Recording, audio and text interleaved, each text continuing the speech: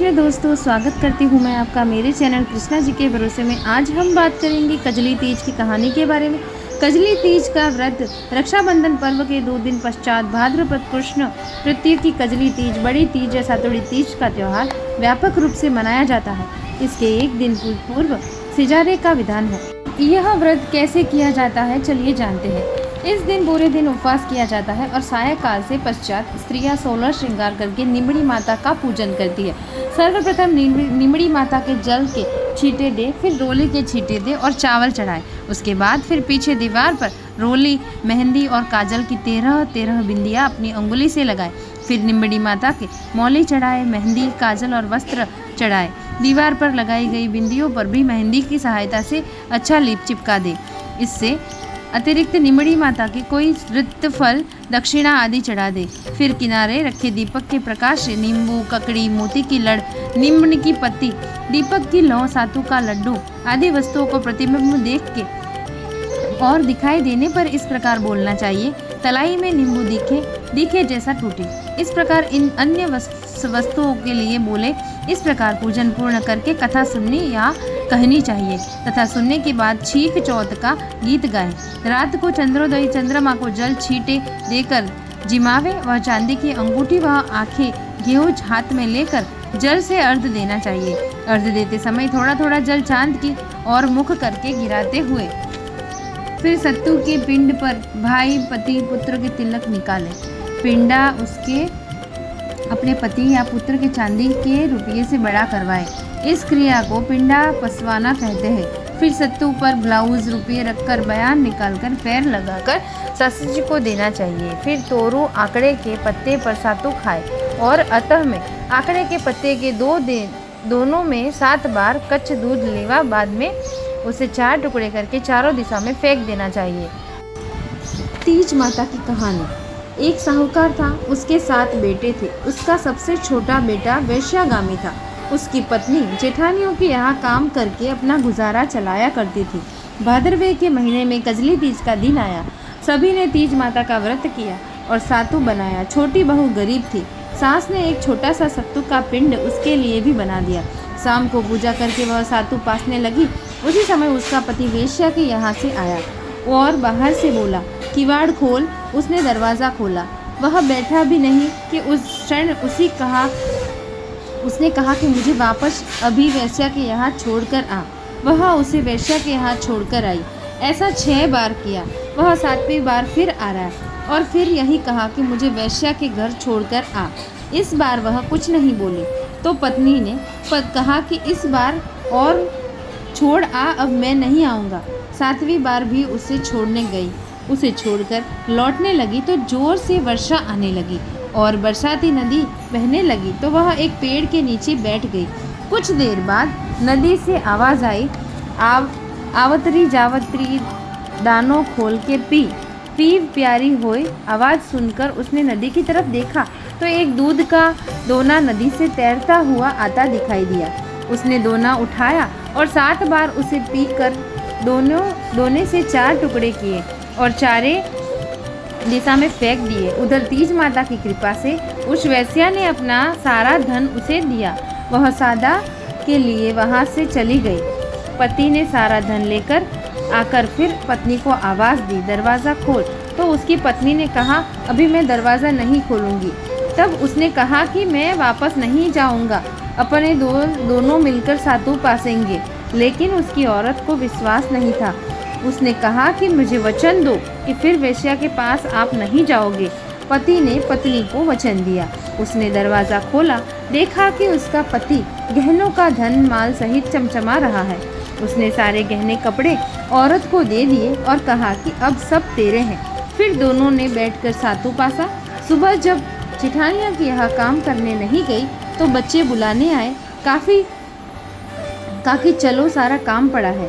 उसने कहा कि अब तो मुझ पर तीज माता की पूरी कृपा हो गई है, इसलिए मैं काम करने नहीं आऊँगी। बच्चों ने जाकर माँ को बताया कि आज से काकी काम करने नहीं आएगी। काकी तो नए कपड़े वह गहने पहनकर बैठी है और काका जी भी घर पर है। सभी जने बहुत खुश थे। हे तीज माता, जैसे आप उस पर प्रसन्न हुई वैसे ही सब पर प्रसन्न होना। सबके दुख दूर करना। सातोड़ी तीज की दूसरी कहानी। किसी गांव में एक गरीब ब्राह्मण था। भादरवे की तीज आई। ब्राह्मणी ने उसे कहा कि आज मेरे तीज माता का व्रत है, कहीं से चने का सातू लेकर आओ। ब्राह्मण ने कहा कि मैं सातू कहाँ से लाऊं? तो ब्राह्मण ने कहा कि चोरी करो, डाका डालो, लेकिन मेरे लिए सातू लेकर आओ। रात का समय था।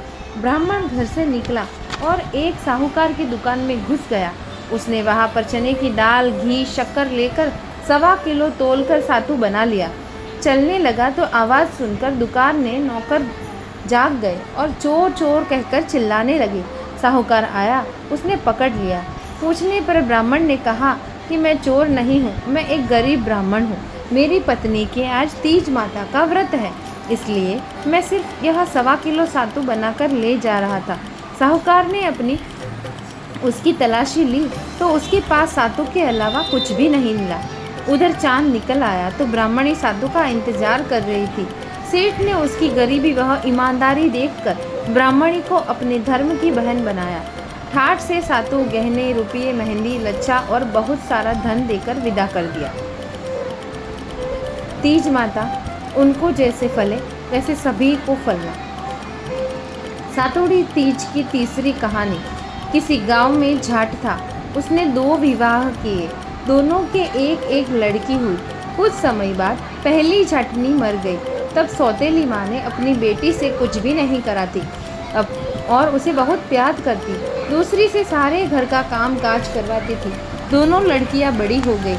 एक दिन जाटनी ने जाट से कहा कि मेरी बेटी के लिए अच्छा खासा पैसे वाला घर का वर देखना, वह सौतेली के लिए साधारण घर देखना। जाट ने दोनों लड़कियों की सगाई करके विवाह कर दिया। सौतेली बेटी समझदार वह मेहनती थी। ससुराल वाले उससे बहुत खुश थे। जाटनी की खास बेटी न काम काज जानती, न अपने अकड़ में ही रहती थी, इसलिए ससुराल वाले उससे बहुत दुखी हो गए। कुछ दिन बाद जाट दोनों को लेने गया। पहली वाली ने ससुराल वालों ने बहुत बड़ाई की, लेकिन दूसरी वाली के ससुराल वालों ने बहुत बुराई करते हुए कहा कि ले जाओ अपनी बेटी को। जाट दोनों को लेकर अपने घर आया और सारी बात जाटनी को बता दी। जाटनी ने अपनी बेटी से हर काम करवाने लग गई। फिर कुछ दिन बाद भादरवे की तीज आ गई। दोनों बहनें पूजा करने गई तो पहली लड़की ने कहा, निमड़ी माता तो मीठी है, जैसे मुझे भी मीठी रखना। और दूसरी ने कहा कि तू तो कड़ी है। माँ ने सुना। उसकी माँ ने समझ के में बात आई और तुरंत अपनी बेटी से कहा, वापस जाकर निमड़ी माता की पूजा करो और कहो कि हे माँ, मुझे मीठी रखना। तो लड़की ने फिर से निमड़ी माता का पूजन करके कहा, मुझे भी तेरे जैसी मीठी रखना।